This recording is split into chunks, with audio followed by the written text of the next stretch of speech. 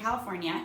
If you've been here before, you can see we're in a little bit different space. We're in my dining room because the office where I normally film is way too stinking hot. It is the middle of August and we have had a heat wave of upper 90s, low 100s for the past like 2 weeks. And so I give up. Can't afford to run the air conditioning too much. So we're just gonna like play around and be in different parts of the house. Today I wanted to talk to you a little bit about something super, super important. We're all getting ready to go back to school, and this is one of those things that like you have to do. It's there in your brain, but like 9 times out of 10, it's the last thing that you do, and it's like the night before school starts. That's how it was for me anyways. My first year teaching, I needed to take care of this, and I did it at like 10 o'clock at night the night before school started because I forgot, because all the other things get in the way, and that is creating your class syllabus. Your class syllabus is the thing that has like, it's your first real communication with your students as to what they can expect from the class, and with parents as to what they can expect from you as a teacher, what the experience is going to be like with their child in your class. And it's a really, really, really important thing. It doesn't get used necessarily on a regular basis in my classroom anyways, but just that first moment of communication with students and parents is so, so important. So I do like that the wreath kind of makes my hair look even bigger. Oh. Okay.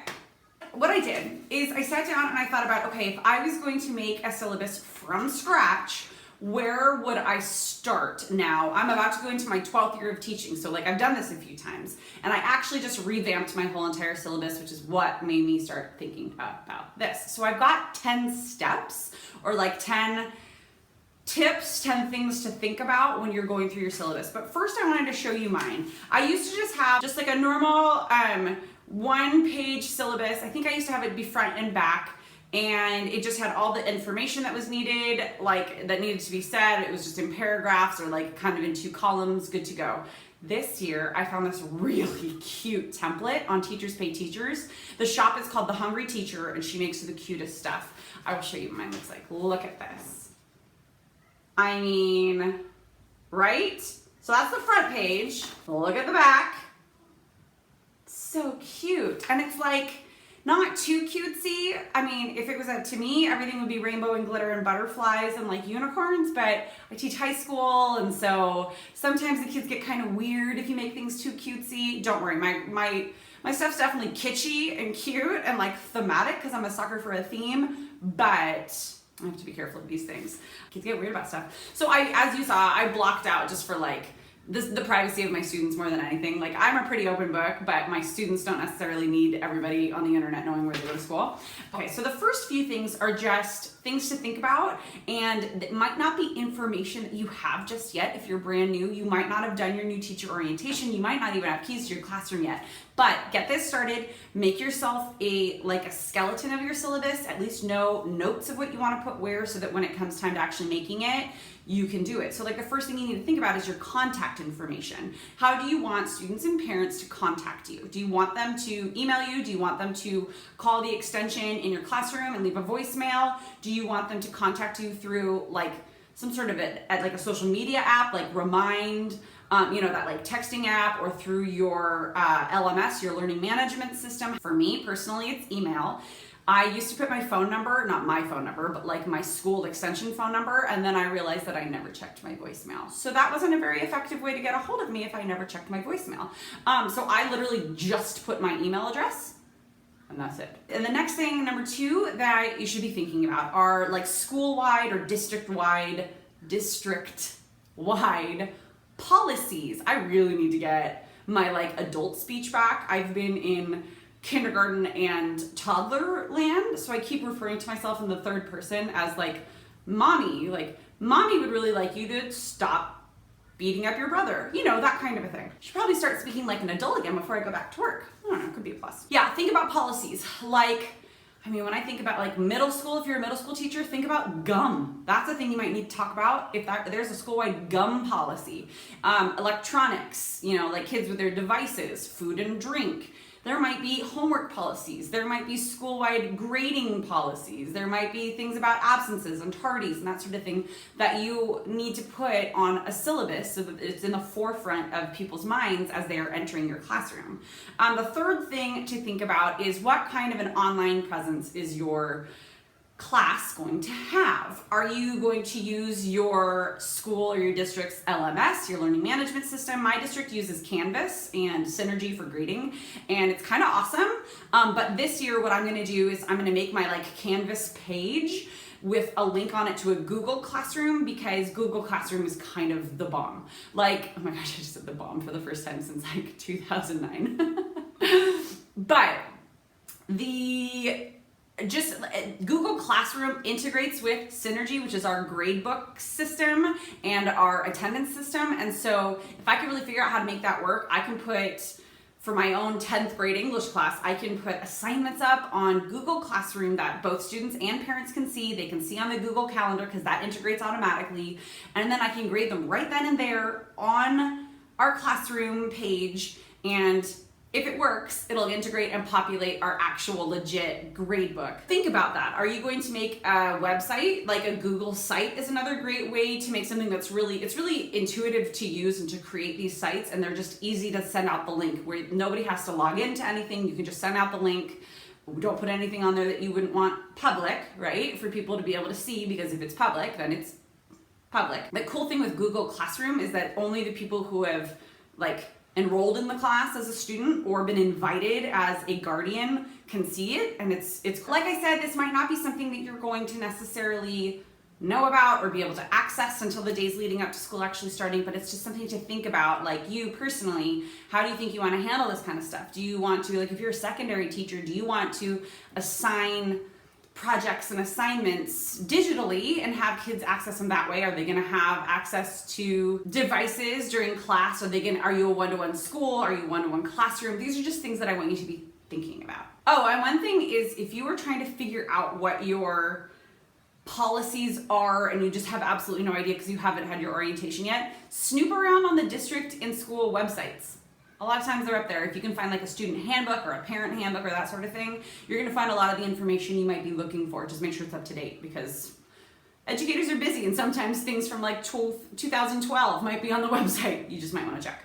Number 4, think about your materials list. So new teacher Marie had an expansive materials list, and only 3 things I was required, which is not technically something you're supposed to say, and the rest of it was optional. Hey, so over the years, when I realized how much of the stuff I'm actually using and how many things teaching high school English, do kids really need to have their own box of colored pencils? No, some will prefer to have their own, right?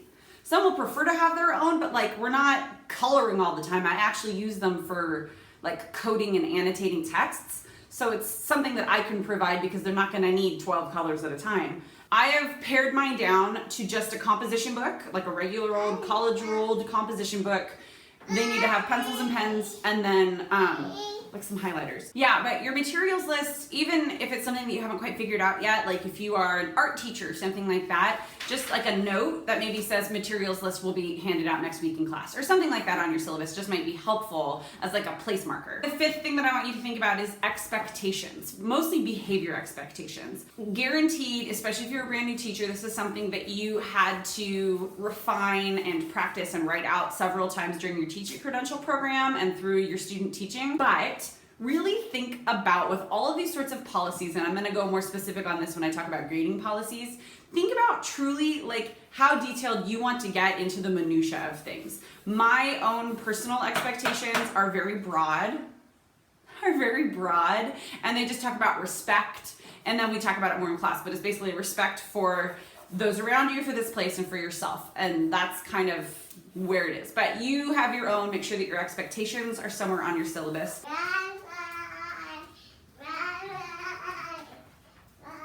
It's just a 3-ring circus. Oh my gosh, I love them. So right hand in hand with behavior expectations are going to be preparation and grading policy. And that's one of those things, again, that you're going to want to look and see if your district or your school or your department have a specific grading range and policy and how they kind of do that. So look at that kind of stuff. Food and drink is a really important thing to delineate your policy on food and drink in your classroom. I used to be one of, oh my gosh, kids need to eat, like let them come in, have a snack, they can take care of it. And then I really realized that like rats are gross, so are roaches, and ants give me the heebie-jeebies. So we only have food and drink in my classroom on specific designated days where I then know I'm going to be cleaning up and vacuuming the classroom afterwards. Other than that, if they really needed a snack, kids need to step outside of my classroom because it's also very distracting. Water is obviously allowed, but like that's it. Do I drink coffee during class? Absolutely. I'm a 35-year-old mother of 2 and I've been teaching for over a decade. Sorry. Next thing to think about has to do with grades, but it's more of your like absence and makeup work policy or late work. I've known teachers who say absolutely no late work. That's it. Unless it is a like signed doctor's note, in which case your assignment is due the day that you get back or whatever it is, or like the day after it's assigned. I've also known teachers who say, okay, every day it's late is 10% deducted, and after a certain amount of days it's 5% deducted. And like, I have tried both, and I have found out that I do not have the energy for either ends of that spectrum. I have no energy for either extreme. My own late work policy is that here's the deal. It is due the day that it is due, and because I have everything online, even if you're absent, you can find out when something is due. Obviously, there are extreme cases, so I'm not a monster. I take things into account, especially like medically excused absences and that sort of a thing. That is all to say that my grading policy is that if it is late, it is marked down probably like 10% of their earned grade. So basically, I've like boiled it down to this. My grading policy is not very much in the minutia. I just say, listen, if it's late, anything past when it is due, boom, 10% deducted. And you have until a certain day before the grading period is up to turn in any late work. And so then it's normally like 3 or 4 days. I give myself a little pad of time before the end of the grading period to say any and all late work. I say, and here is the list of things that I will accept late, and that's all due on the absolute and final late work due date. And if it's not turned in, then it's not turned in. So basically just, you know, think, like really sit down and think to yourself, what are you going to have time for, be willing to worry about? Think about all the crazy things that happen during class, like when you were student teaching. Are you going to have time when it is only you, there is no master teacher with you, to really care how late something is? And if that's something that matters, because yes, we're working on the next skill, and if that skill is not already mastered through this assignment, then they're not going to be able to work on the next skill. Absolutely. Just think it through. That's all I'm saying. The next thing having to do with assignments is think about how you want students to submit their assignments. This is kind of one of your like first week of school procedures that you want students to learn. Do you want them to submit most of their assignments in hard copy? Is it going to be typed? Is it handwritten okay with you? In which case, do you want things wide ruled? Do you want them college ruled? Do you want MLA format? Do you want APA format? How do you want things turned in? And also, like I said, do you want hard copy, physical, for like papers and assignments, or do you want them digitally? I'm gonna do as many things digitally as I can to try and save a couple of trees.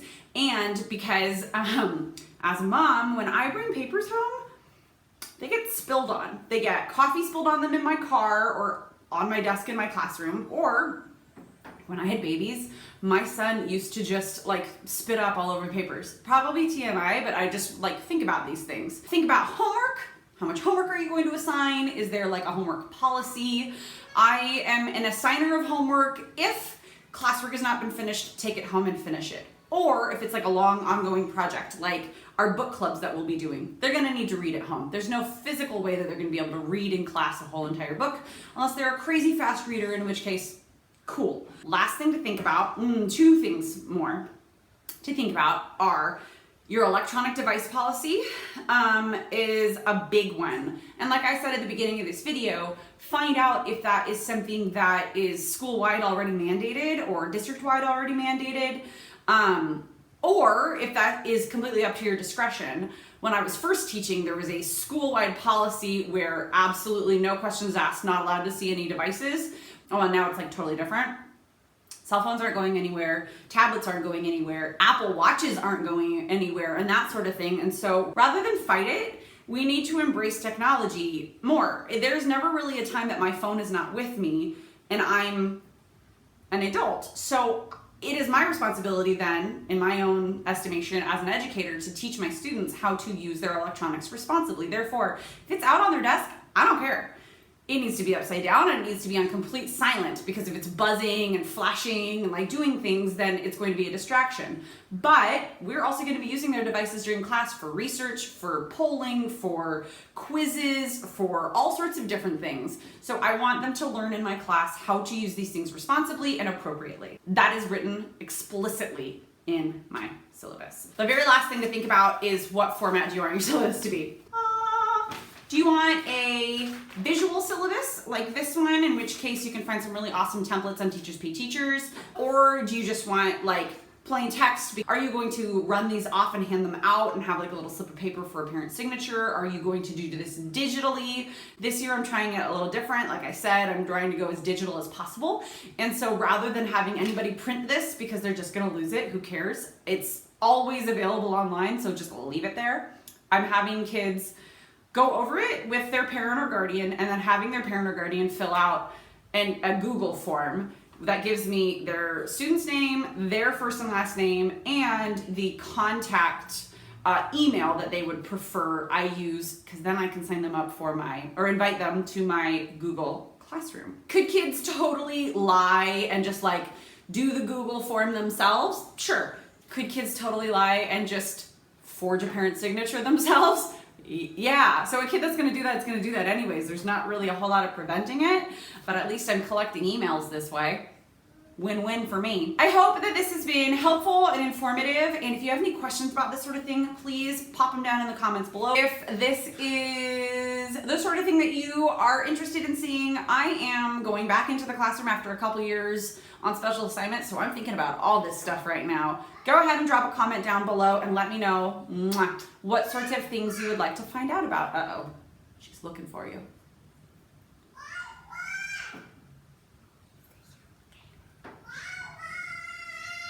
We should probably say bye. Bye. Thank you guys for watching. Please subscribe, like this video, and I'll see you next time. Bye.